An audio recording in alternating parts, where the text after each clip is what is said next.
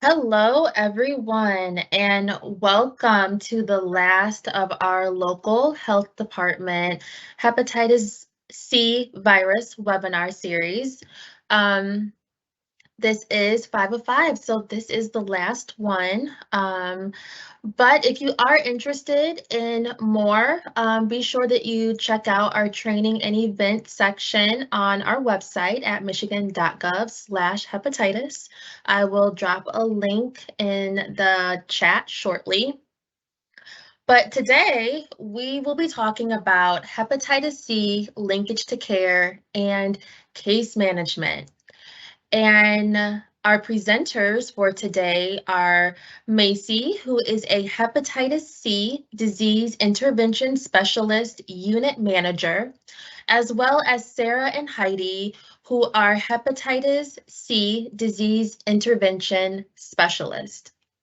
So as a reminder, Q&A will take place after the presentation, but please send us your questions as they formulate in your mind via the Q&A feature on your screen. And then our presenters will answer the questions that you have once they are done fully presenting. All right. So with that said, we are going to get into it. Thank you.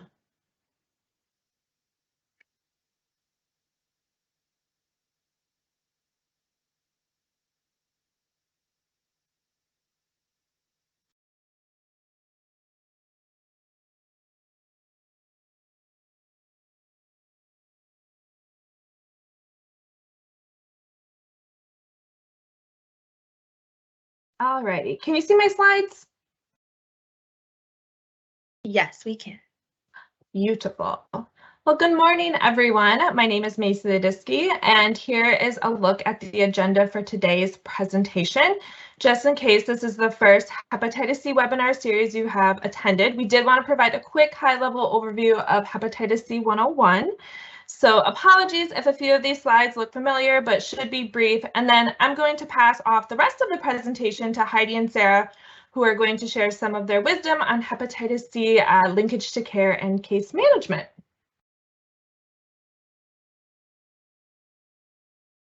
Alrighty, first things first, let's get a little bit more comfortable with what hepatitis C is. So hepatitis C is a liver infection caused by the hepatitis C virus and transmitted through contact with blood from an infected person, such as sharing of drug injection or preparation equipment, such as needles, syringes, snorting straws, cottons, or cookers, traumatic sexual practices, blood transfusion or organ transplants before 1992, birth to a hepatitis C positive mother, unregulated body art like tattooing and piercing, and healthcare exposures such as a needle stick injury.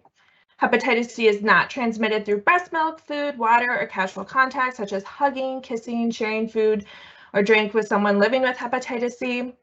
And then people with hepatitis C are often asymptomatic. When symptoms do appear, they often are a sign of advanced liver disease, and there is no vaccine for hepatitis C.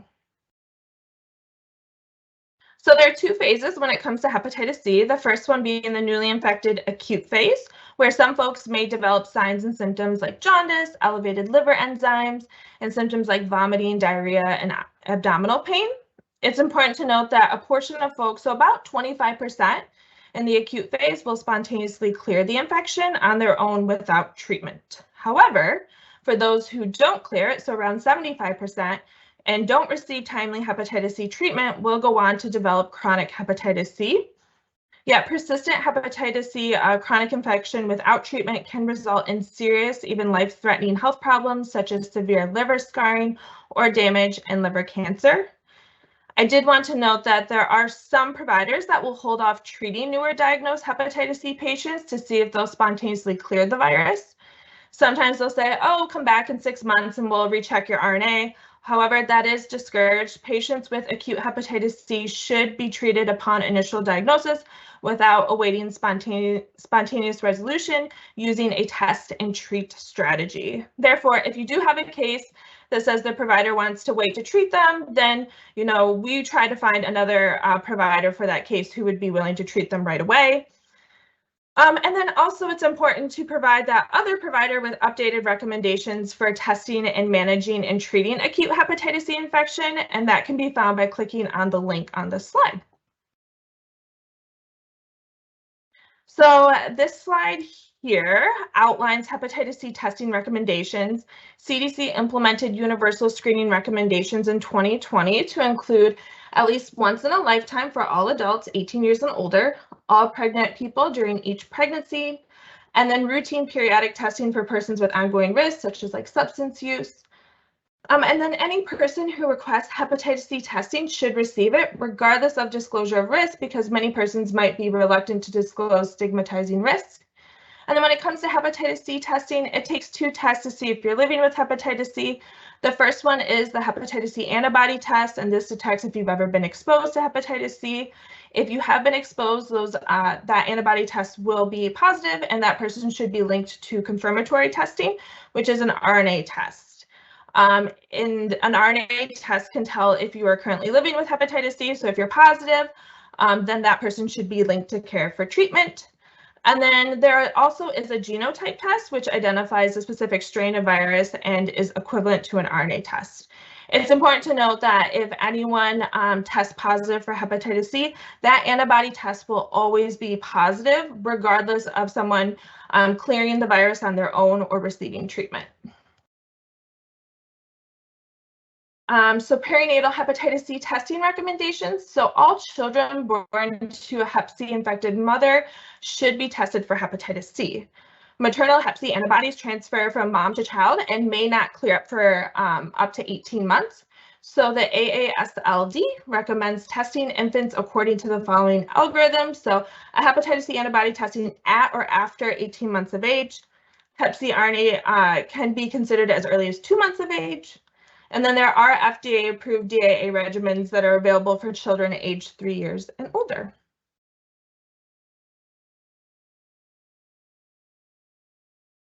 So there are hepatitis C treatment on the market, and it's important to note that Hep C is curable. So a common misconception you may hear from your cases is that they still believe Hep C is treated with interferon, which required once weekly injections for 24 to 48 weeks.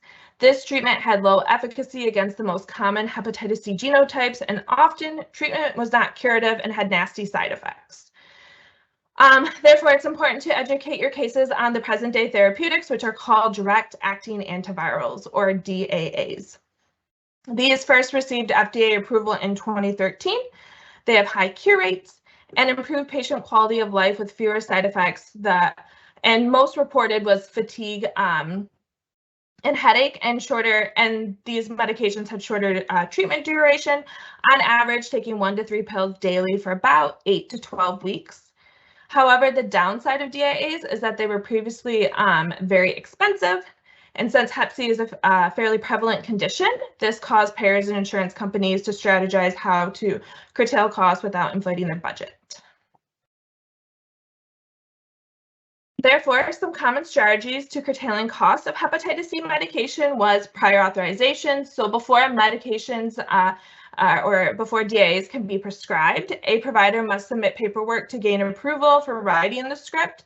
This paperwork was lengthy and required dedicated time for the provider to complete. There was fibrosis restrictions, so limiting prescriptions to only those patients with severe liver damage, like at an F3 or an F4. There was prescriber restrictions where prescriptions must be written by or in consultation with a specialist like a gastroenterologist, hepatologist, or an infectious disease doc. And lastly, sobriety restrictions. So patients must be sober from drugs or alcohol for 6 months to be eligible for treatment. The reasoning behind that is that payers didn't think folks who are actively using could adhere to these costly meds, and if they did, would be at risk for reinfection, when we know that there's numerous studies published on treating folks actively using, and reinfection rates among that population still remains very, very low. Benefits of treatment and cure. So curative treatment reduces risk of liver cancer by 75%. Risk of all-cause mortality by 50%. And what does it mean to be cured? It means you no longer have the virus active in your body. You have no risk for transmitting the virus, but that hepatitis C antibody result will always be positive or reactive. Past liver damage may heal some, but reinfection is always possible. So what are we doing at the state to address hepatitis C in Michigan? So in 2020, we virtually convened a group of key stakeholders and hepatitis C champions in Michigan to create and publish Michigan's hepatitis C elimination plan. We're really proud of this, and we are one of just a handful of other states that has a hepatitis C elimination plan. And within this plan, the vision includes Michigan residents will have equitable access to programs and services to prevent the spread of Hep C, which will be curable disease for all. And then the mission is, through a collaborative approach, eliminate hepatitis C in Michigan and improve quality of life through equitable and affordable access to testing, curative treatment, and supportive services that are stigma and barrier-free. This is housed on our We Treat Hep C website, which is www.michigan.gov/We Treat Hep C, if you're in the mood for some light reading. And then next, as a key strategy to eliminating hepatitis C in Michigan, in April 1st, 2021, the state and Medicaid launched the We Treat Hep C initiative to increase access to hepatitis C treatment and eliminate hepatitis C in Michigan. So what the We Treat Hep C initiative is it aims to make treatment more accessible by removing barriers to prescribing. And how this was done was the state entered into an agreement with AbbVie, which is the pharmaceutical manufacturer of Mavyret. And Mavyret is now available to all Medicaid and Healthy Michigan plan beneficiaries at a very low cost. And Mavyret no longer requires prior authorization. PA requirements for non-preferred DIAs have been streamlined, and then removal of all Hep C DIA restrictions, that also includes substance use, and any prescriber with prescriptive authority can treat. And then lastly, at the state and the Communicable Disease Division, we were able to create a new unit in August 2021 called the Hepatitis C DIS unit. We started with 5 Hep C DIS and have now grown to 7. The hepatitis C DIS are centralized, working remotely, and the method of contact is through text message, phone calls, and emails. So not your typical boots on the ground DIS. And the goal of the hepatitis C DIS unit is to identify and link Michiganders at risk or living with hepatitis C to medical care to get treated and cured. And just some quick numbers for you. From October 2021 to last month, June 2022, the DIS have attempted to contact over 1,239 hepatitis C cases and interview, educated, and attempted to link to care 433 hepatitis C cases. So now I have the pleasure to pass off this presentation to Heidi, who will go into more detail of what a DIS is and what their hepatitis C outreach looks like. Hello, I'm Heidi Croft. I'm one of the state's hepatitis C DIS. And as Macy mentioned, I'm just going to take some time first to talk about what a DIS is and hepatitis C specifically. Next slide. So DIS have long been a critical part of public health efforts, working directly with healthcare providers, community organizations, and the general public. In the past, DIS worked mostly in STI and HIV programs, but have now expanded to include hepatitis C outreach. As a DIS working with hepatitis C, we are not just performing interviews and collecting case investigation information. We're also assisting the case through the entire treatment process with our case management services. Next slide. So what are the goals of a DIS? Basically, we first want to make sure that we're providing up-to-date hepatitis C education relevant to our cases.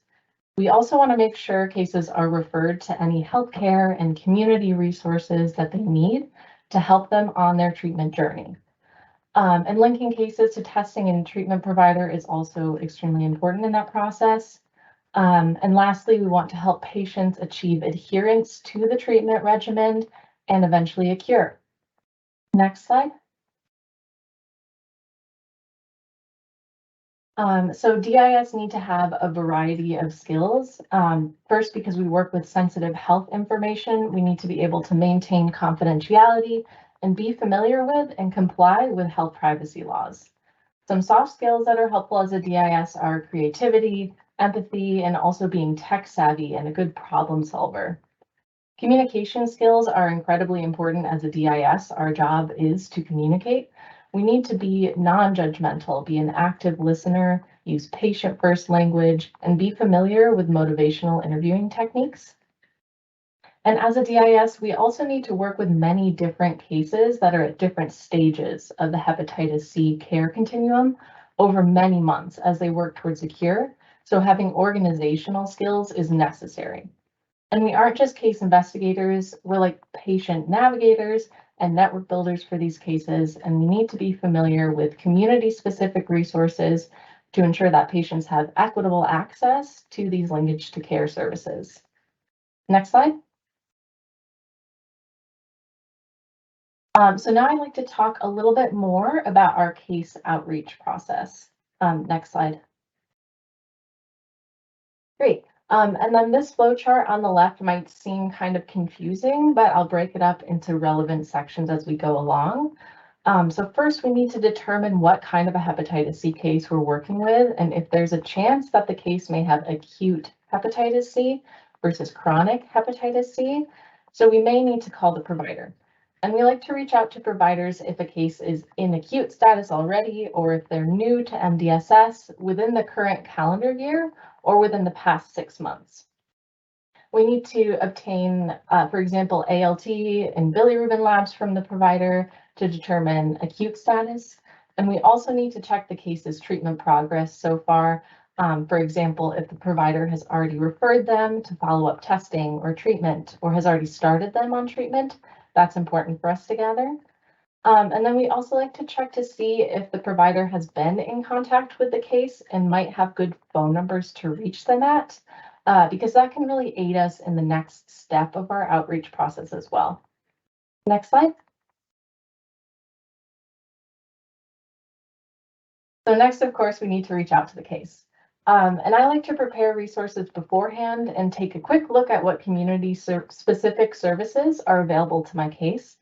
It's also important to review labs and any existing notes that the case may have to understand where they fall on the care continuum. For example, if the case has a positive antibody test only, we would want to focus more on follow-up RNA testing, or if a previous investigator noticed that the case was pregnant, that's also important for us in our outreach. So some DIS prefer to text the case before giving them a call, and others find more success sending a follow-up text after calling the case. But either way, we like to text and call each case. If we end up needing to leave a voice message, it's important to maintain confidentiality and encourage a return phone call. It can be helpful to include your direct number or your work cell phone number and your work schedule, so cases can call you while you're working and you have a better chance of actually speaking with them. Next slide.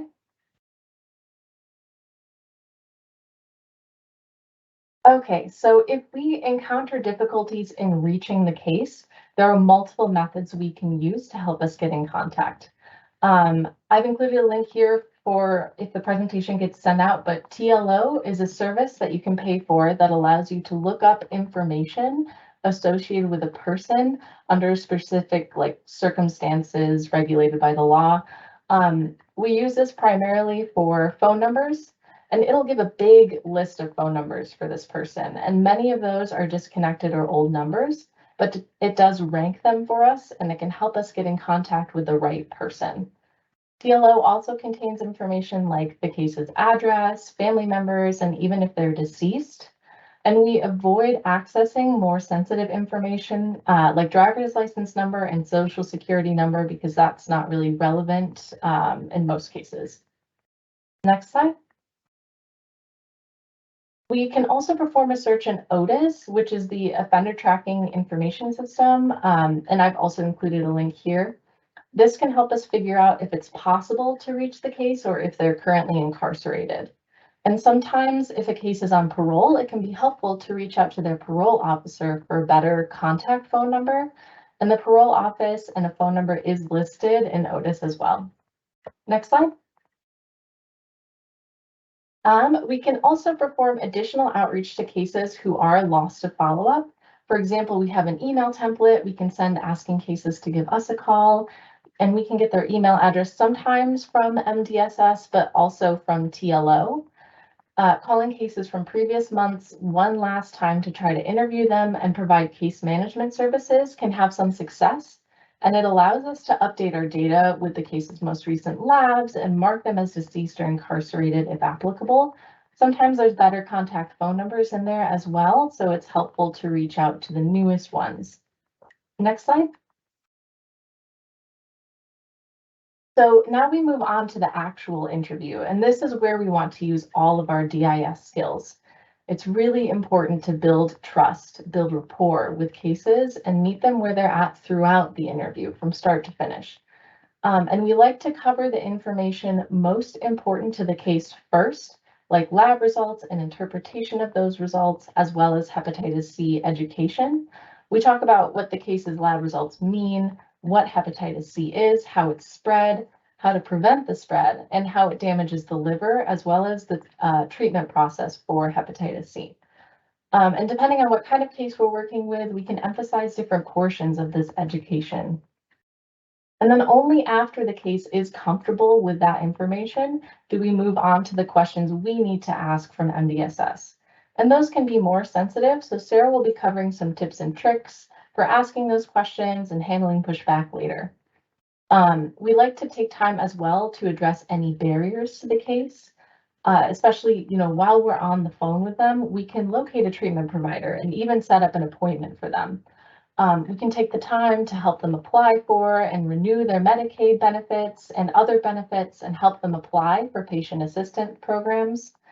And we can even provide additional referrals to local services like syringe service programs, transportation, food, housing, and any necessary birth certificates or IDs.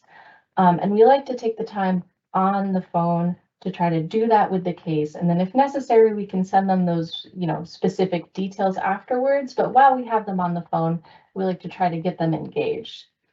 And then the last step of our interview process is to arrange for continuing case management services based on the case's availability and contact preferences. Next slide. So this follow-up case management is one of the most unique aspects of being a hepatitis C DIS. We continue to follow up with cases throughout the entire hepatitis C care continuum. We assist the case with any barriers, questions, and concerns that come out throughout the treatment process, and we encourage adherence to the treatment regimen with appointment reminders and regular check-ins. Some tips for this process are to always work with the case's preference, whether they want to be called, texted, or emailed, and work around whatever scheduling needs the case may have. It's important for us to stay organized and to remind cases of our follow-up call over text or email. If we hear that the case needs to change the call to a different time, we can be flexible. We end case management services after the case has received an SVR12 negative test, and some do request discontinuing case management or are lost to follow-up. Cases also experience barriers like illness and insurance coverage that can cause our follow-up to pause or come to an end. And then next, I'll pass it on to Sarah, who will be talking about some barriers, some tips and tricks, and other great information for you.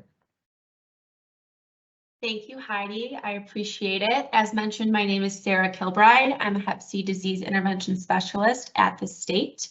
And first, I will be talking about the barriers we encountered during our outreach. So the biggest barrier we encounter is inaccurate phone numbers. Either the phone number is disconnected, the person who picks up the phone is not the case, and then we go to look for them in TLO and we don't have success with that either. Then sometimes even if we do have the correct phone number for the case, there is a chance that they could block us. Our next big barrier we encounter is mistrust of the government, which has increased a lot since the COVID-19 pandemic. And then another thing we commonly encounter is language barriers. If the case does not have a person that can or that they are comfortable with translating for them, there's not much we can do, unfortunately. We don't have the funding or access to translation services. Another barrier we encounter is cases wondering why we are calling now to discuss test results that were reported to us when they've never received calls like this in the past, which is a very valid concern. It makes a lot of sense. So later on, I'll be discussing some helpful phrases to build trust and explain why you are calling now about test results. Our final barrier is case management loss to follow-up, which unfortunately is real.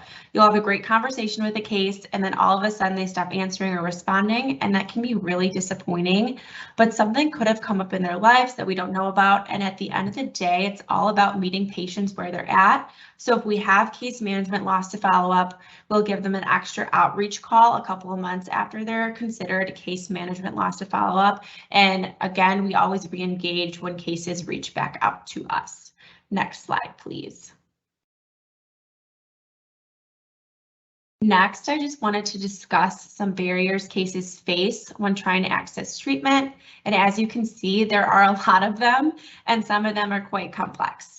First off, navigating healthcare and healthcare systems is hard, and a lot of people we are working with have had negative experiences in the past with healthcare providers, which rightfully makes people apprehensive to re-engage in their healthcare system.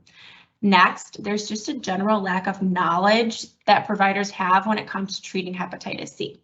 For example, providers not automatically ordering reflex testing for all patients means another trip to the doctor and the lab before getting a diagnosis and treatment, which means having to find transportation, possibly having to take time off work, and all of what that entails, or providers wanting to order expensive genotype testing done before they'll treat, or genotype testing before they'll treat patients, but there is pan-genotypic treatment available, which really renders genotype testing unnecessary.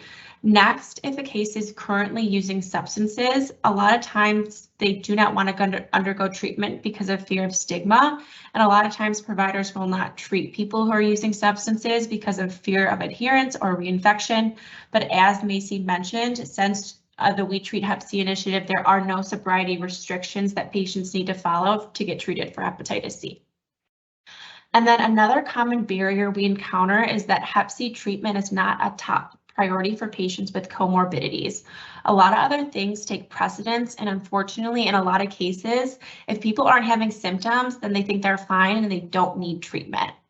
Health insurance is also a complicated issue and can be a big barrier for treatment, particularly for people with non-Medicaid insurance, because then coverage and cost of treatment is in question.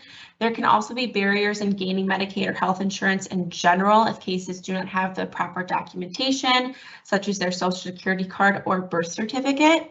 And finally, transportation to and from appointments can be a large barrier, and we do see this more with our rural cases. And then next slide, please.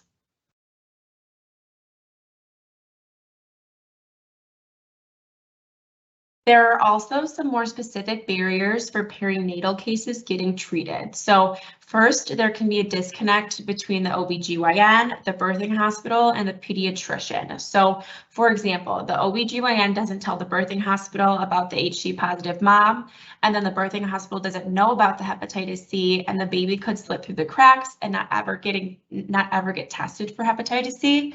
But on the other hand, there's inappropriate pediatric testing where providers don't know perinatal hepatitis C testing guidelines, and then they are testing babies for hepatitis C or at birth, which can yield both false positive and false negative results.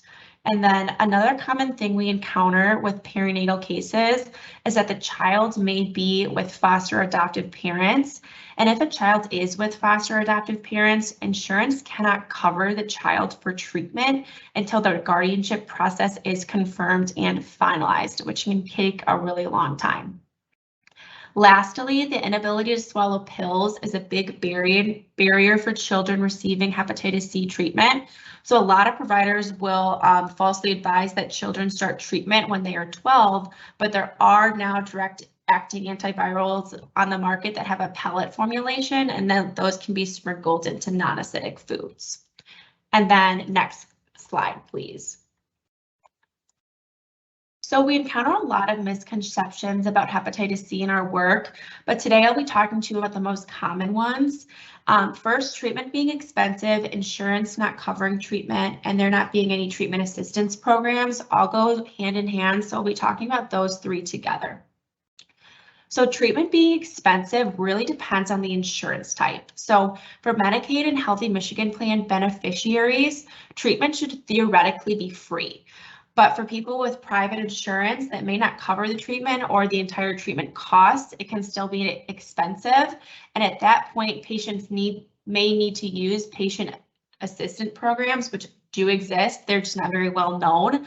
Additionally, something that we have found out is that if patients have Medicaid as a secondary form of insurance and their primary insurance denies them treatment, then Medicaid as a secondary will cover treatment. There's just a code that the patient's pharmacist has to enter when filling the prescription.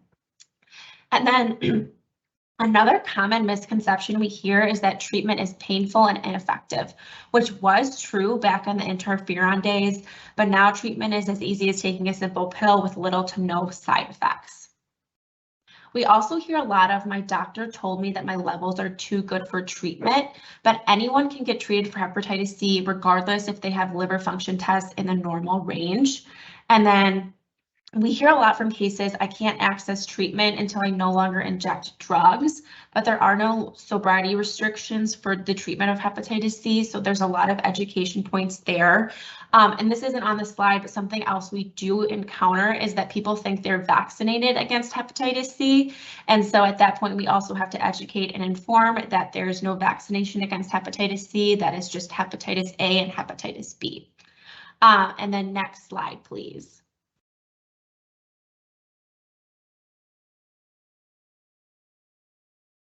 Some other common things we encounter is PCPs being hesitant to treat hepatitis C and referring patients out to specialists who don't need to be treated by a specialist. So F0, F1, and F2 patients can be treated by their primary care providers. And then one thing we have learned over the course of our work is that parole officers are really helpful when working with formerly incarcerated patients. So if you haven't utilized them as a resource before, I would highly suggest that for that patient population. Lastly, we have found that with UP or more rural cases, there's a huge inability to access treatment. And by the time they're linked to care, unfortunately, their liver could have gotten so bad that they might even need a liver transplant.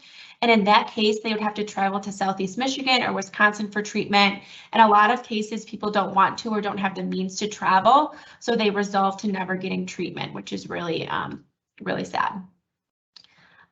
Next slide, please. Next, I just wanted to discuss some tips and tricks our team has picked up throughout the course of our work. So first is calling cases with recent referral dates yields more success because the patient is already engaging in the healthcare system and the contact information that's listed is more credible at that point as well. We have also found that trying one final attempt 30 days after a case is lost to follow-up is helpful because sometimes cases are just busy, and then when you follow up a month later, they're now able to talk to you. And also, if your health department has TLO, utilize those phone numbers, and you can also send cases and attempts to contact email. This helps validate your outreach and often reaches cases when there are not working phone numbers. We've learned that explaining confidentiality and HIPAA instills trust in your case. And finally, explain why and how you have their personal information, including test results. Explaining that hepatitis C is a reportable condition and that's how you have their information. And you're just here to help them along with their journey to treatment and a cure. Next slide, please. One thing that we find really helpful is the order of asking EPI questions. So consider the order in which you ask them. Think of it as easing into the more stigmatizing questions. So first you ask them about blood transfusions, and then you would ask them if they have any tattoos and piercings. Next, you would ask them if they have any history of an incarceration. And finally, you would ask them if they have ever injected drugs. That just eases into the more personal questions and builds a relationship while you're doing that. Next slide, please. So our next tip and trick is bookmark the Michigan Department of Health and Human Services, SSP, and HCV provider maps. They are both linked here, so if the slides get sent out, you can access those easily. Just bookmark them on your internet browser, and then you can quickly and easily access providers and resources near your patient. Next slide, please. Finally, I'm going to leave you with a couple helpful phrases to your hepatitis C case investigation and case management toolkit. So if they're skeptical about your identity before verifying their date of birth, these phrases give you credibility. Everything we talk about today is confidential, but I need to verify that I'm speaking to the correct person. I have your year of birth listed as 1990. Can you verify the month and the day for me, please? So this shows that you already have some of their information. That gives you some credibility, and then they're more likely to verify their birthday when you have the year than if you just ask them, can you please give me your date of birth? Next, you can say, I'm calling to discuss lab results reported to us by Dr. So-and-so. So if you give them their doctor's name, they're more likely to trust you than if you don't give them any identifiable information. Next slide, please. And then if you're calling a case where the labs are older, these phrases give context why you're calling now. Basically, try to frame the call as you're trying to check in on their well-being rather than just asking about risky behaviors. So first, I've seen you've had a few hepatitis C tests done over the years. I'm just calling to check in, see how you've been doing, and talk a little about treatment/next steps if you haven't done that already. Also, it's easy to sometimes blame things on the COVID pandemic. Due to COVID-19, we were pulled away from reaching out to people about hepatitis C, but now we're able to focus on hepatitis C more. And then finally, a good phrase is, due to Michigan's new hepatitis C elimination strategy, we are now focusing on reaching out to people with hepatitis C. And now I will just hand it back to Macy for some final takeaways. Thanks, Sarah. Just to wrap up our presentation, we thought we'd share some main takeaways.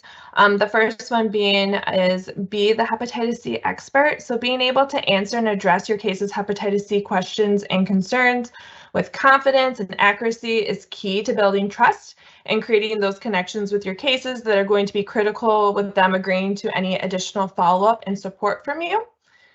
Hepatitis C linkage to care case management is a marathon, not a sprint. It can take months and even a year or so to get someone connected with a provider, get those additional labs and testings done, a script written, making sure that the pharmacy has that medication in stock, and then it's picked up at the pharmacy, treatment initiated, and then that SVR12, so that RNA test done 12 weeks post-treatment. During all this, the DIS are assisting with barriers or challenges during each step and making the process to getting cured as streamlined as possible for the case. And then meet the person where they're at and begin the work from there. As you know, every individual has different challenges and situations that may not allow them to focus on hepatitis C and making it a priority. Therefore, the DIS assists our hepatitis C cases with these issues while providing patient-centered care and knowing the end goal is to get someone treated, but may have to slow down and do it at the pace that works best for our cases. It's truly about walking alongside them and not leading them. And then lastly, managing expectations is critical with the nature of hepatitis C because loss to follow-up is really real. With the cases we attempt to call, there are times we just get bad phone numbers or our cases are incarcerated or experiencing like homelessness or transient living, which are all factors in loss to follow-up. So I say anytime you can get someone to pick up the phone is a small win and should be celebrated. And with that, I want to thank you all for your time and tuning in to our last local health department hepatitis C webinar series. We hope you found these really helpful.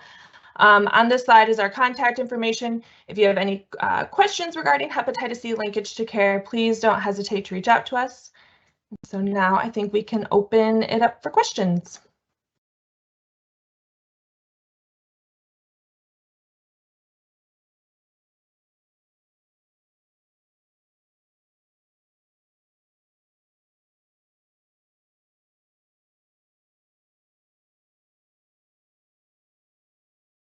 I do see, okay, I see a couple of questions. One is asking what counties are assisting or are DIS assisting with cases. I know that Sarah and Tanya, one of our other DIS, work a lot with Wayne County. And sometimes we will assist with, I think we have assisted with Genesee and Kent County in the past. And then we'll usually assist mostly with specific populations, for example, moms, babies, people who've been incarcerated, and then people on Medicaid as well. So we'll kind of chunk it up into kind of population groups rather than counties. And then somebody also asked, what is TLO? I'm not sure what it stands by, but if you know the company TransUnion, I believe they are the kind, like they're a company who does like credit report checks. Sometimes they're a very big company. They have a lot of information. Not sure what TLO stands for, honestly. Does anyone else know? I don't know what TLO stands for necessarily, but it's just basically a website where you can put someone's name and date of birth in, and it'll access a lot of their personal information, and then it'll pull up a lot of phone numbers, addresses, and emails, and then we can use those as additional ways of contacting. Perfect, yeah. And then I see the next question. Some of the doctors on the websites are saying that they need a referral for treatment. How do I address that? Is this, I'm assuming it's doctors on the website like Beaumont, for example. At that point, a patient would need a referral from their primary care provider. So then if a patient doesn't have a primary care provider, you'd connect them to a primary care provider to get a referral, or if they already have a primary care provider, you just advise them to see their primary care provider for a referral. And then, oh God. I was just going to add that too. Sometimes folks will need a referral based on their insurance. So if they're like a Medicaid or Healthy Michigan Plan beneficiary, then they technically don't need like a referral to like a specialist, like their PCP can treat. But let's say that they have like a private or commercial insurance, then a lot of times those insurance companies require their PCP to provide a referral to a specialist, unfortunately.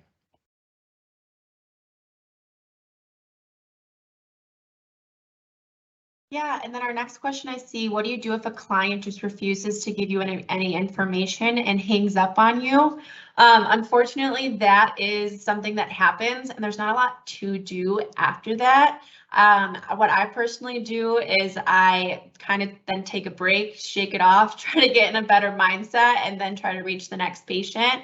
There's patients that just aren't going to want to work with you to get treated, and at that point, you just have to let go and try to help the next person. And then I'll answer sorry, Sarah. One thing I wanted to know about that too is you can always, I mean, we do have a follow-up text that we can send to cases regardless of if they hang up on us or if we're able to reach them. So sometimes sending out resources to the case can kind of help bridge that gap. And at least we know they have information about hepatitis C and links to those provider directories and SSP directories, so that even if they hang up on us and they don't want to trust us, that's totally fine. At least they have resources. Sorry, Sarah, go ahead. Oh, no, I was just gonna go for the next question. As a Hep C DA, I asked, what have you found the most rewarding? And I'd say the most rewarding is when you finally do get that patient in with a doctor and started treatment. And then eventually getting them cured with their SVR12. Do you want to share what you have found most rewarding, Heidi? Yeah, absolutely. Honestly, one of the most rewarding things is when a case thanks you for giving them information, when they're able to meaningfully make progress in their hepatitis C treatment, and then also being able to correct these kind of misunderstandings about the government and what we do, and kind of build trust with cases who are hesitant to work with us.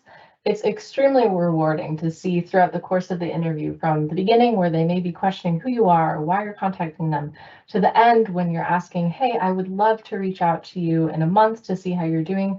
To hear a very enthusiastic kind of response to that is extremely rewarding. And then I can move on to the next question here. So the next one is, the state is following care through 12 weeks after treatment. Is each county supposed to follow the case that long, or just make sure they are connected to care? I'm going to say that's very county specific, but Macy, do you want to handle that one? Yeah. I was going to say, what we typically say to local health departments is do what you can with what you have. So if you're able to follow them up through their entire hepatitis C journey, that's great, but also recognizing that there's limited capacity there at local health departments. So if all you can do is, do one phone call, educate them and try to get them linked to care, and that's it, then that's great too.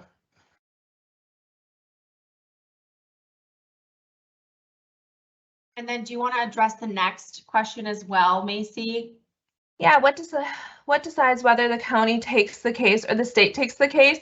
So as talked about before, we try to focus on specific target populations, but so that would be like moms and babies that we've identified through a birth records match. We have a partnership with MDOC, so we get referrals on folks who are getting paroled or released early, and we help link them to care if they weren't able to get treated, or if they just need that SVR12 and getting released, then we will follow up with them on that. We also try to prioritize acute cases And then, like I mentioned before, perinatal cases. And then also, like if health departments reach out to us and need assistance, we'll also help with those cases. But at any time, if you see someone from the state, like one of the DIS, getting into one of the cases and you don't want us to be in those cases, please reach out to us. Or if you do have like a high risk case, let's say you have a pregnant person who's living with hepatitis C, and you just don't have the capacity to follow up with mom until she gives birth to make sure baby's getting tested and mom is getting treated, then please reach out to us and we can take on that case too.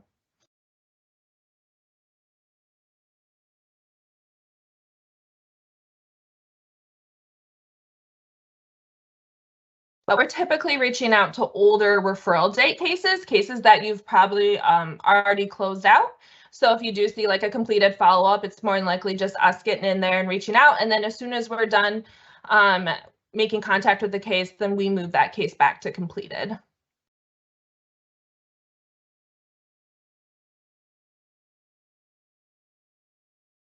All right. Well, if there are no more questions, again, you have our presenters' contact information. Oh, one more question.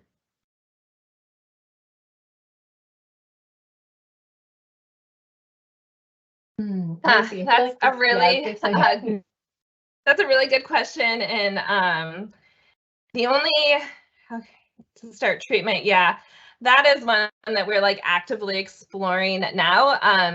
If that's something that like you're interested in, please reach out to me on the side and we can have a further conversation on that. I mean, we're just trying to get county jails just to test. So that's been a challenge. So treating is even going to be a bigger one. But yeah, please reach out to me.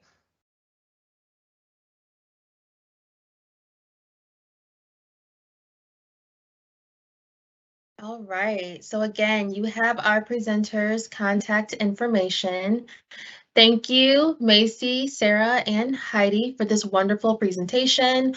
Attendees, again, if you want to peruse the slides that were presented here today or just watch the replay, that will be available on our website by next week. A link has been published in the chat, so you all can see that. You all have that.